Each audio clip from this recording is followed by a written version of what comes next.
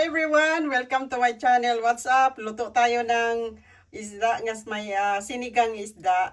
Yan, English, fish sour soup. Ba yan? Oh.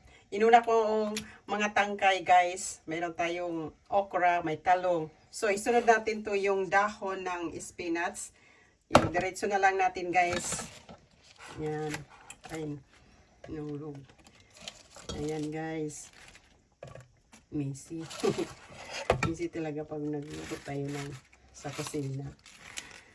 Yan. Ubus na natin guys. Masarap kasi pag maraming gulay. Yan. Dahan-dahan lang guys para hindi madulog yung isda. Kasi ang isda natin guys is ano na siya. Luto na. So, ayan. Where is? Ayan. Ilagay natin sa ibabaw guys.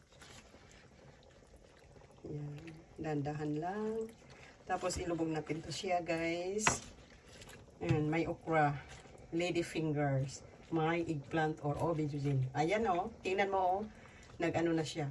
So, ang huli nating ilagay, ito guys, yung spring onions. Yan. Yan. Optional lang siya guys. Kasi ang iba hindi naman naglalagay ng spring onion ng sinigang. So ito guys sa akin, naglagay talaga akong spring onions. Ayan. Ayan guys. So where is face head? Andito lang pala siya guys. Ayan. Itong luto na siya. Ayan. So ang ginamit kong pang sour soup, ito guys oh. Ayan. Ayan, ginamit ko siya. Yan guys. So, ito, nakaano na siya, nakalubog na siya. Talagang ano na siya, oh. Tingnan mo, durog na nga ang tomato. Tomato, ayan, durog na siya. Tapos, yan.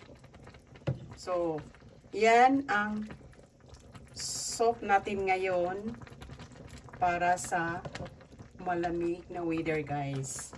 Ayan. Lady finger. Kita mo? Focus natin.